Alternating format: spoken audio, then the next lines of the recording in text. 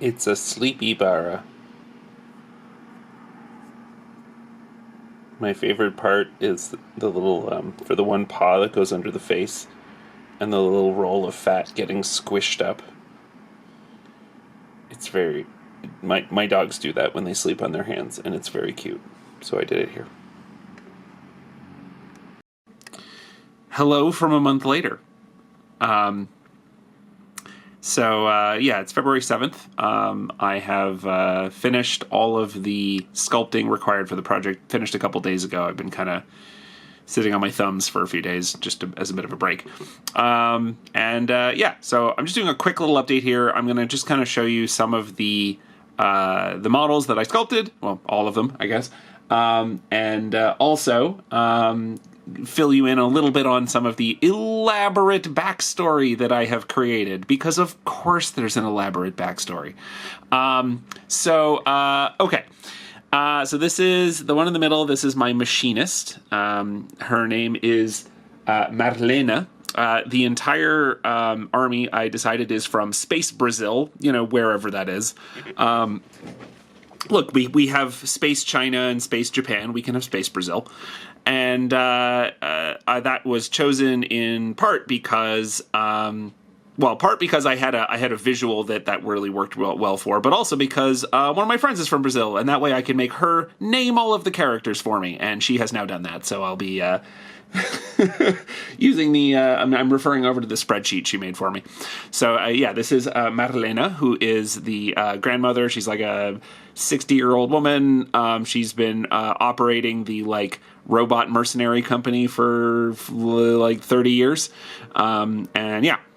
Next, we have her granddaughter, whose name is Larissa.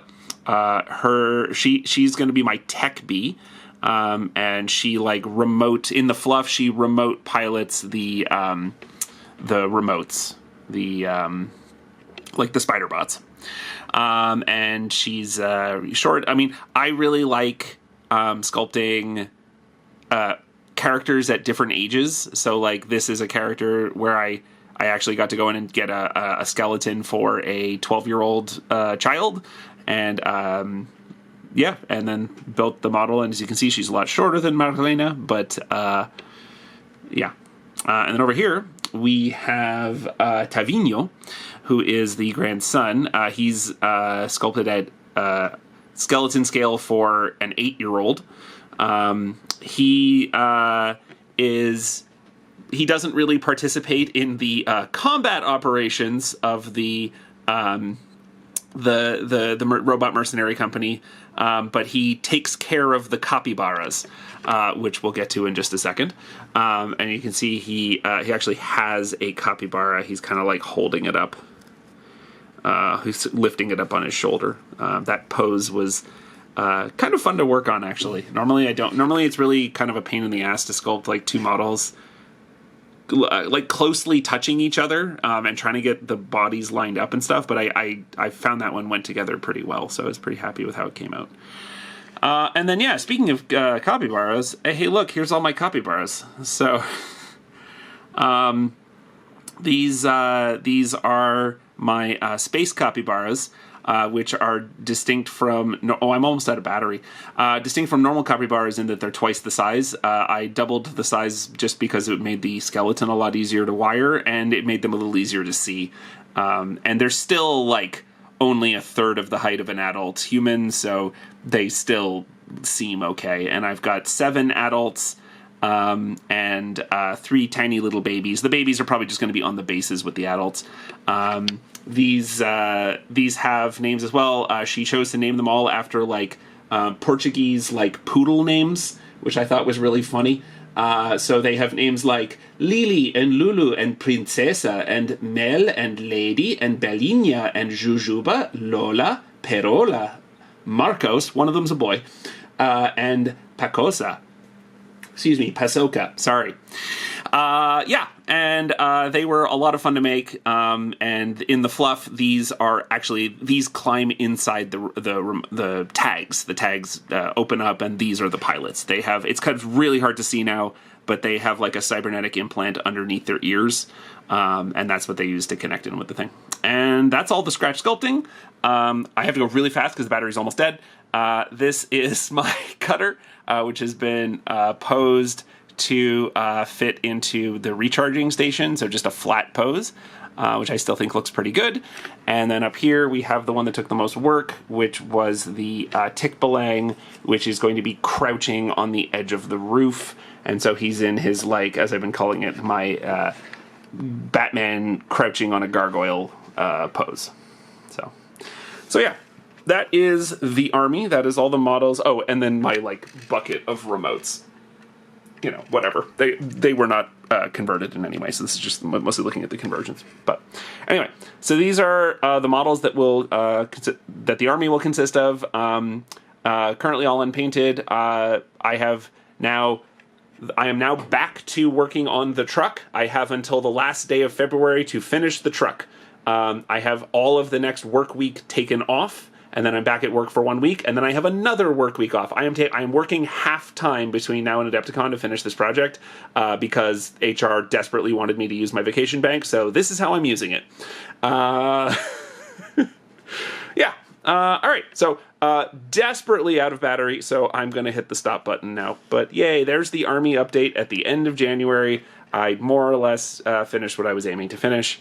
Now I need to try to remind my brain how to do math. Spent all of today basically just staring at Illustrator and failing to do math. It turns out it's going to take a little bit of time to get my brain back into the mode to do trigonometry. But yeah, anyway. Hopefully that doesn't take too long. I need to figure out if there's a long German word for, like, I succeeded, but I didn't succeed enough, so it might as well have been a failure. There probably is one, right? That feels like something they have a word for. So, one of the very first components I put on this thing was the tag lifting buckets and the hoods.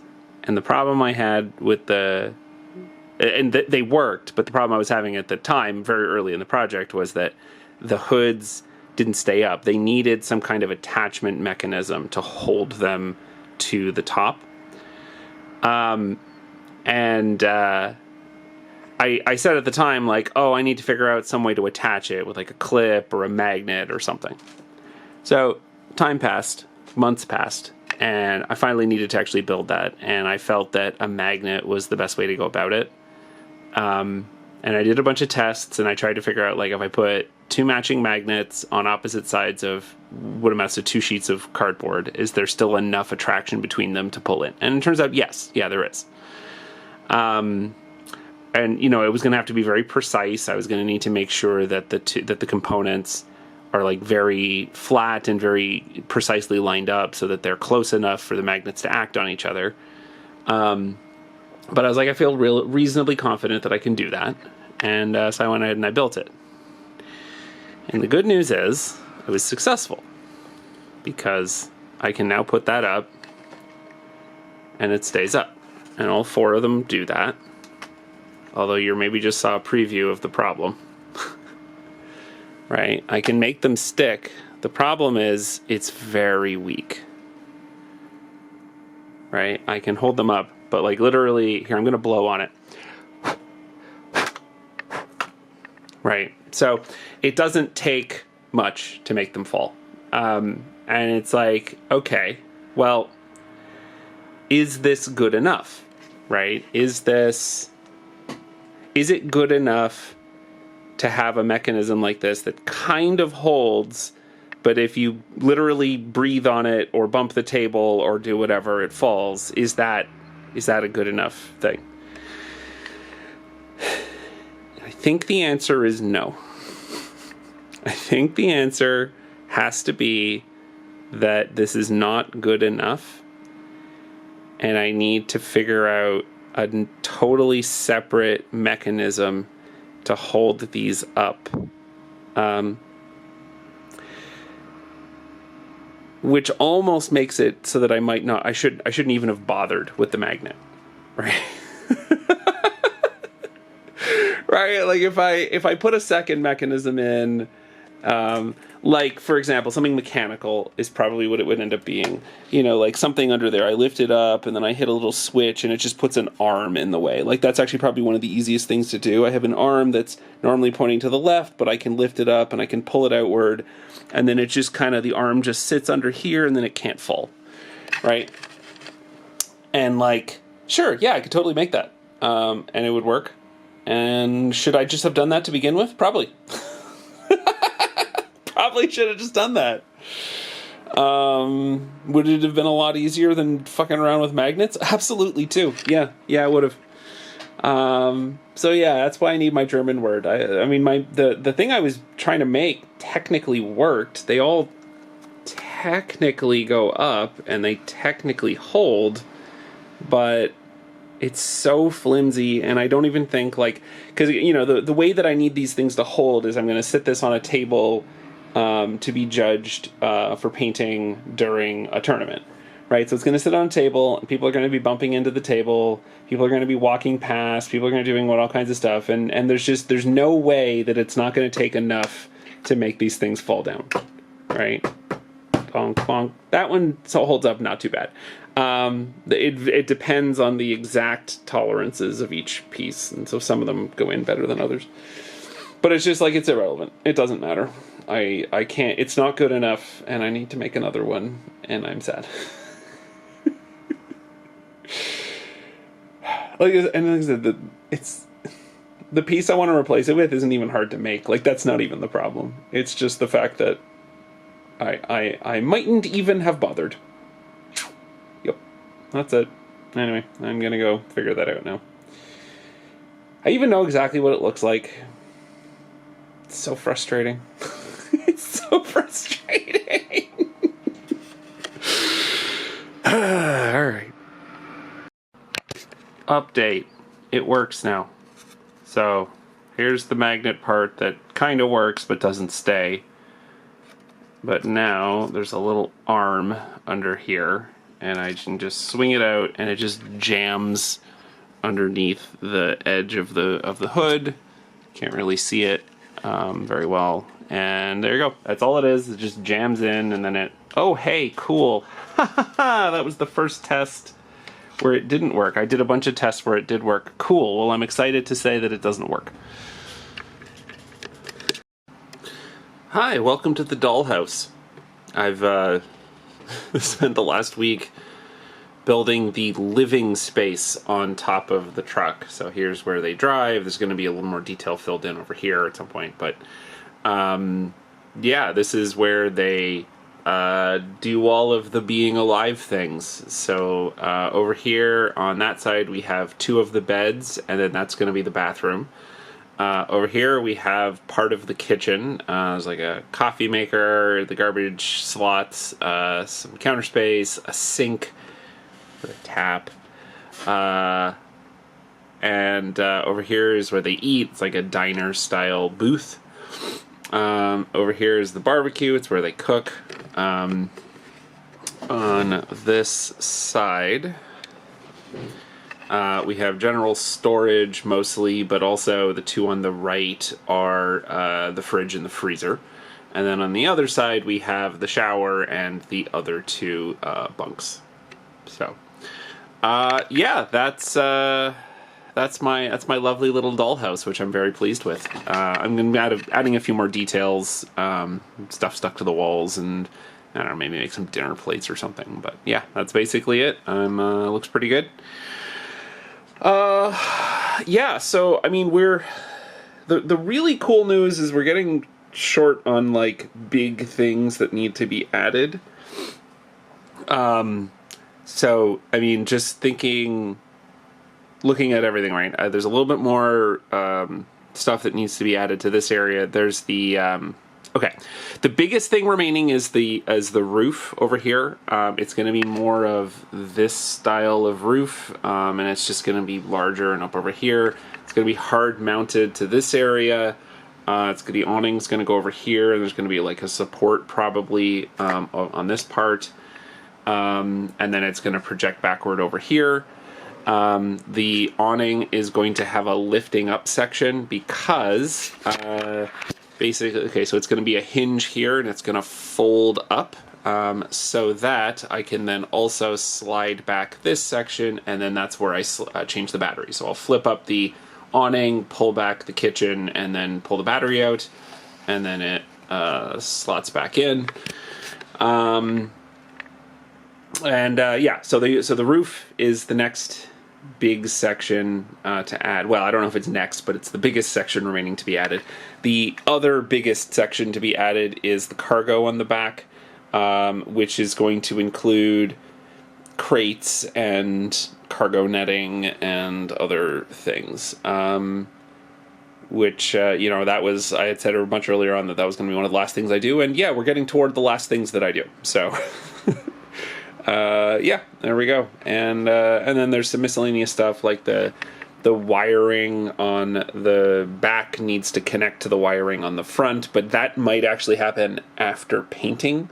I'm not sure, because I'm not sure. Okay, because like all of these, all this cardboard on the front comes off.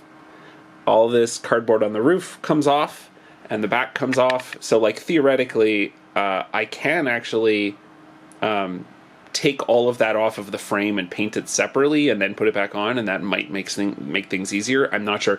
It'll depend on exactly how the roof goes on, because I might need to glue a bunch of things together to get the roof on. I'm not sure. So, yeah, I will, there's more to do. It is now halfway through February, and my goal is to be completely done at the end of February. I've had this entire week off. I am working next week, but then I have another week off at the end. So I feel pretty good about the amount of time that I have left, but, yeah, I don't know. We'll see how it goes. I mean, at the end of March 1, I need to paint. Right, like Adepticon is on like the 24th-ish of March. I need to be painted by then, and I have not started painting the army or the truck or anything else. So like, I must be done in 2 weeks, and I feel pretty good about my progress. But we'll see if there's any corner cutting that needs to start to happen as we get closer. So. All right, that's it for today. Yay, tiny adorable dollhouse. I can't find the stop button. I found it. So if I wanted to, I could stop now. I'm not going to. There's more to do. But it's nice knowing that option exists, that there's a milestone. So that's cool. So I built the roof. Quite an ordeal. It took an entire week. But I think it looks quite nice. It's got kind of the multi-layer kind of effect.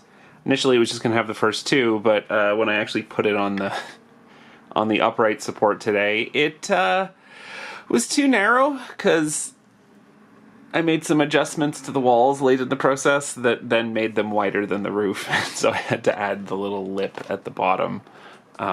To account for the extra width, and fortunately, the lip looks very nice. So not unhappy about the fact that was needed, and it only took about 2 hours to add that. So, yeah, and there we go. So the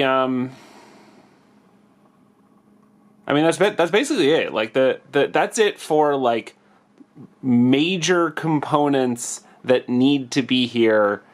In order for, the truck to work.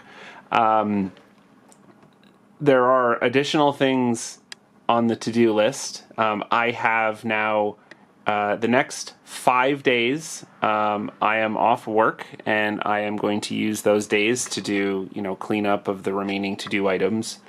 I think I can get a bunch more done in that time, but like theoretically, if I needed to bug out right now, I could, because that was the last major component to add, was the roof. So yeah, I don't know, feels pretty good. So I mean, what does remain? Thankfully, it's not the longest list in the world. I have, so the tops of the conveyors are still visible, and there's just going to be like a little block around those.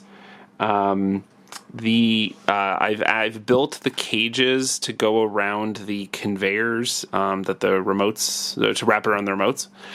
I've built the ones for both sides. I need to mount them on. I also need to do the hooks on the conveyors that will go under the model bases. I need to, on the front here, I need to just put a window around the capybara terrarium. I have a minor item, but I've got these little hoods that go around the headlights. And right now, as they are, the hoods will basically just have like an LED pointing straight through. But what I've learned over the last couple of years is that looking directly at LEDs is miserable. So what I'm going to try to do with those is I'm basically going to fill the little hood with hot glue. So that hopefully that diffuses the light enough that it's not going to look completely horrendous. I need to do a couple of quick science experiments to make sure that that works the way I imagine it does. But yeah, I need to do that. Got to put the other thing on this side. There is some wiring remaining to do. All of the front wiring and all of the back wiring are finished, but they're not connected to each other. So like right now, this is the back wiring. The back wiring is all removable and is currently outside of the truck. The front wiring is actually inside. So at some point in the assembly process, I need to put in the back wiring and then solder one of the wires onto the front so that everything connects. Also, I had earlier in the process, I made a decision. At a moment in time, I thought I was adding a bumper to the front. I didn't want to add it, but it seemed like a necessity at a moment in time. Fortunately, I got past that and I didn't have to add it, which is good because it would have been really ugly. But while I thought I was still adding that, I wired in two things that were going to be the lights, the headlights shining out through the front of the bumper. I don't need them for that anymore. So, I mean, I was possibly just going to leave these inside somewhere or just clip them. But since I did wire them on, what I want to do with these now is run them up through the bunk beds and then have like an LED strip here and an LED strip here to illuminate the inside. Because right now, with the roof added on, it's very dark inside. You can't really see the interior very well at all. And even the area out here that's like not totally enclosed is still very, very dark. So I want to just put a little white LED, like I said, one in the back, one in the front, to illuminate those areas and make it easier to see all of the dollhouse that I've created. There's a minor alteration I have to make to the mechanism of the lifting of the tags, because when I added as a random thing, I had mentioned earlier that these don't stay up very well. For whatever reason, they stay up better now, and I don't know why. Like, I guess I just bumped something or I squeezed something into position. I'm not totally sure what happened, but they hold a lot more steadily than they used to. I still think when I'm, in display mode, I still think that I'll be using these to jam underneath and make sure they don't close. But it is interesting to me that they've, as a result of continuing to build, I think what happened is that the mounts up here got pushed outward by the stuff on the inside, and there's just a closer contact between the two magnets now, so they all hold up a lot better. It's still not perfect. I can still blow on them and they fall down, but they don't tend to fall down as much when I'm just like tapping the desk, whereas they were definitely doing that before. So. Anyway, so the lifting mechanism for the tags got obstructed when I put in the little latches, so I just need to modify the buckets so that those can move again, because right now I actually can't drop the buckets. Back here, I have some cargo and miscellaneous stuff to add. So this was going to be like the tool shed and an area where, let's see if I can quickly find one. I bought these little vials at a surplus store, and so I'm going to turn some of them into like gas cylinders, and there's going to be like a tool rack over here and some other miscellaneous, maybe some small crates, and then big crates. So I've built 3 different styles. I mean, all using a similar structure. but I've built 3 crates over here. So I've got 2 rectangular crates, and I've got one that basically has it's a wraparound frame around 6 of more of these small glass vials, and then right now it's not glued shut because I'm going to paint the vials separately and then paint the frame separately and then combine them together and then close them. These ones are all size. These are, compared to most other crates you've probably seen for Infinity Terrain, these are actually very, very small. If I compare them to like a model, right? They're not very big. They actually don't obstruct an S2, which is fine because these are not terrain. They are they're just going to go up into the cargo racks on these. Yeah, they're going to go in, and I'm going to lash them in. I'm going to try to find some super tiny costume chain and chain them in with that. So I've got 3 of the 6 bays. I have a crate. I want to do some sort of different style looking thing, like maybe a cylinder or something for one of them. And then the 2 at the bottom are going to be like cargo netting. So I've bought some plastic netting, and I'm going to take some spare tag and remote parts and pile them up and wrap the netting and some chains around them, and so that's where the spare part. Oh, cool! I just broke Swartza. Neat. It's okay. He didn't need his gun. Yeah. And I think that's everything. I think that's every remaining to-do item. I'm sure I've forgotten something. I'll think of it later. But yeah, so it's a lot of small things, but none of them take very long, I don't think. Most of them don't take very long. So yeah, and I have 5 days off work. So it is currently the last Sunday in February. On next Saturday, I need to start painting. So by next Saturday, all of this is done. If I surprise myself and I go really fast, I'm going to start working on the model bases as well. The way the bases are going to work is I'm going to go back into the files that I used to print these out, and I'm going to reprint some areas of floor and all the layers involved in making the floor, and then print a 25 mil base or a 40 or a 55, and then basically slice out sections of these that way.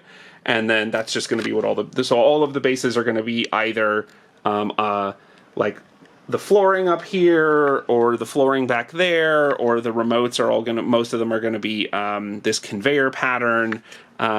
And eventually there's going to be again, I've got this Lazy Susan here. I'm going to do a scenic, just a circle, and there's going to be like sand and a beach, and a couple of the models are going to be based for the beach instead. Yeah, anyway, so if I have some time this week, I'll start slicing out bases. Yeah, I've got some stuff to do. It's still gonna be a busy week, but it feels so good to know that, like, if something horrible happened, I could just stop and move on to painting, and then that would be that. So that feels cool. Oh, one thing I forgot to mention about all this stuff at the top. One of the things that made the roof and the supports for it a little more complicated, in addition to just being kind of a complex shape, is the fact that they needed a moving part, because of course I had to keep including moving parts into this thing. This one is the way that I get the battery pack in and out. So this is the battery pack. It's just 8 AA's lashed to each other. And so these last a handful of hours with all the lights running, but then they start to dim and burn out, and then I need to swap in new batteries. So when I need to do that, like if I'm going to be at Adepticon running the battery all day, this is going to be a little hard to do because it's not all glued in. But so the batteries are going to be in this back column here, and then to get them in and out, the top tilts up, and then this section of floor pulls back that far, and then we can see into the thing in the back, and I can drop the battery in, and so take the battery out, put in a spare, and then close this back up. So it'll be a little easier to do that once it's all glued together and it's a little more solid. But anyway, and again, so I'm so proud of all this. This is like, I'm really pleased. I've never done anything like this before, and it's certainly not exactly what I imagined when I started it. But I'm just really, really happy with I'm happy with where I ended up. I think I made some good decisions on this and surprised myself in some interesting ways. And I'm going to take some interesting skills with me from this project onto the future ones. So that's always cool. Yeah. There's so many moving parts on my truck. It's neat, though. It's all totally pointless, but it's neat. So, anyway, and really isn't that what it's all about? Okay, several months later, I finally have conveyor belt hooks. So the cage is light tacked on right now with tape. The remotes have all had a half moon shaped tab put on the bottom, so it's just a slot for the hook to go into. The actual hook is on the conveyor belt. There are 3 total per side. If I could be bothered, I would make 3 more, basically to cover the back side of each one. But honestly, I don't care enough, and they take long enough to make, and I have enough energy left right now that I just don't want to do it. So it's fine. The ones on the back just won't have extra hooks. We're only building the hooks that we actually need. So anyway, you can see the hook that comes through here. It goes through the bottom of the cage. I take my model, I hook it on by the slot, and then operate the conveyor. I push down and the model should slide up, and it does. And then the next hook comes up, so I take the model, put the tab on, push, spin down, and then the last one basically just, you get it up. This one is just going to kind of hang in place. We're not lifting any higher than that.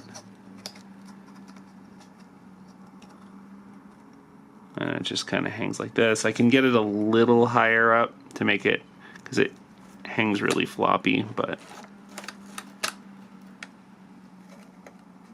maybe like that. There we go. That's not too bad. So there we go. That's the remotes climbing up the conveyor belt.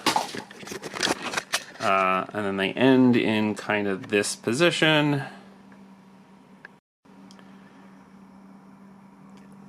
With one of them kind of on top. And it just, when I initially designed the conveyor belt, the intention was that all 3 were just going to be like very flat to the edge. In the end, I made some miscalculations. Basically, I sized the height of the conveyor belt under the assumption that if you've ever taken a physics class, right, and you know when you're taking your first few years of physics, they want you to do all of your word problems in physics land, and in physics land there's no friction, and cows are spheres and all that kind of stuff. It's all these approximations, and in reality, cows aren't spheres, and there is friction. Reality is a lot bumpier and harder to math than physics land is. Well, I kind of ran into the same issue here, where when I was trying to come up with how tall do I need the conveyor belt to be to fit 3 remotes on it, I made 2 mistakes. One of them was I assumed that the conveyor belt would sit completely flush and flat against the barrel at the top, and in reality it doesn't. It's made of layers of fabric and cardboard and so on, and they just kind of bloat and they don't sit perfectly flat against each other, and so more of the conveyor was used up being fat than I had allocated, than I had planned, so there was less available to be tall. And so that caused the total conveyor belt to be about 1 centimeter shorter than it was planned. And then the second problem is, when I was planning it, I was planning that the remotes would essentially be like right next to each other. But because of the way the mounting mechanism worked, I wouldn't actually be able to get them onto the hooks that way. So I had to leave like 12 millimeters between the bases. And that then requires, so those 2 mistakes added together makes it so that one of the remotes kind of has to round the top a little bit, and you either have one of them rounding the top or you have one of them hanging really far off the bottom. I think rounding the top looks less bad. So anyway, that's the conveyor. There we go. After months and months and months, the conveyor actually works. Yeah, so neat. I have expanded the cargo. Alright, so we had our original 3 crates, which were 2 basic rectangular ones and one that's going to have some cylinders in it. And then I knew at the bottom I was going to have basically like buckets of robot parts. And so the way these ones are set up, and like with like cargo webbing holding it all in. And so this is basically how those are going to look. So there's these like triangular open face buckets to kind of hold most of the stuff in, and then there's this like plastic netting I've got over them to hold everything in. The really ugly looking closure on the top is temporary, just because that's going to have to pull down while I'm painting, and then I'll pull it back up and permanently attach it when I'm ready for that after painting. I also made a bunch of tiny little crates. These are going to go in the storage area in the back. The storage area in the back was initially set to be like a tool shed. Honestly, I took a look at making a tool shed, and I don't know that I'm capable of making one that looks the way I want it to look in a reasonable amount of time. Just in terms of like, for me, a tool cupboard needs like a grill over the front, and I don't really know how to make one of those at the scale that I would need it to be, without having the bars be either way too wide or way too fat. So I think I might just abandon the whole thing, and it's just going to have cargo in the back. And so that is one of the places that these tiny little crates are going to go. For scale, the little crates are 15 millimeters tall, so they compare like this to a person. Sorry, I kind of glossed over it, but these crates have bits from the Squallow that I originally bought that was going to be part of the army. You can see the torso and the head in here. Random Yodam shield. There's some. There's an entire one of the fighty robots from Nomads that I took apart. Whichever one has that circle thing on it. And that there's one of those in there. Some random remote weapons that Tom gave me. This one over here just has more of the same. Again, you can more clearly see the Nomad remote body in this one. And again, same basic thing. These are going to go at the bottom at human level. And then the last one is I wanted one in the higher up spots where there's going to be 3 of the crates. I wanted the 4th one to have something that wasn't just a rectangular crate. Kind of went back and forth on what was going to go there, whether it was like a big cylindrical crate or some stuff that was like wrapped in cloth or something like that. I wasn't really sure. And then eventually I realized, I mean, I've basically just made a big RV, so it would actually be very appropriate if they just had a boat. So they just have a boat up on a rack. So here's the rack. It fits into the same space that those do, but it's all chained in and it's under a tarp, and leaving the back exposed so that I can make Ellie come up with a hilarious Portuguese boat name that I won't understand. And I've wrapped it in thin chain and stuff. So here, I'll just show this one up here. It goes into the space up here, and then there'll just be a crate on top and a part bucket underneath it. So that one goes in. You can kind of see where I've made an attempt at wrapping the chains up here. This is going to be kind of hard to show. I don't actually know that I can get it in. But the idea with this is that these chains kind of go through the little hole, the railings that I've put on there, and then they wrap around the crate and they hold it in.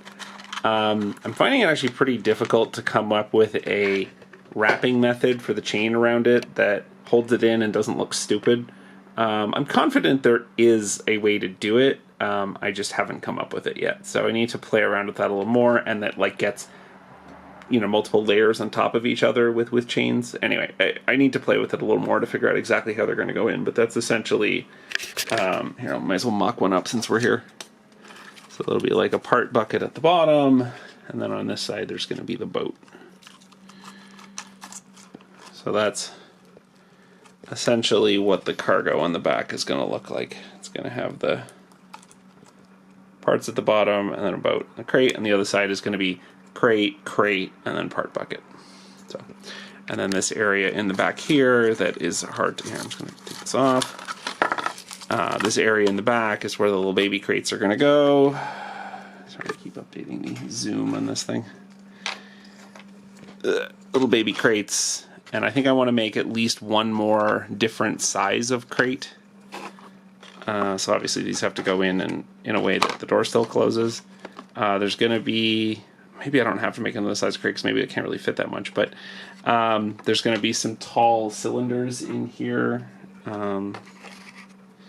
like that, and I'll put some wrapping around those. And then this basically makes the whole like sloppy storage area on the back for a different visual than the rest of it. Yeah, that's basically it. I'm pretty pleased with these. I think I might end up using the baby crates for basing as well, like next to the mechanic or something like that, or next to the HVT, one or two of them. So anyway, I'll look at that tomorrow. Things are coming along. I have 2 full days left to work on this, and I'm very quickly running out of things to do, which is great.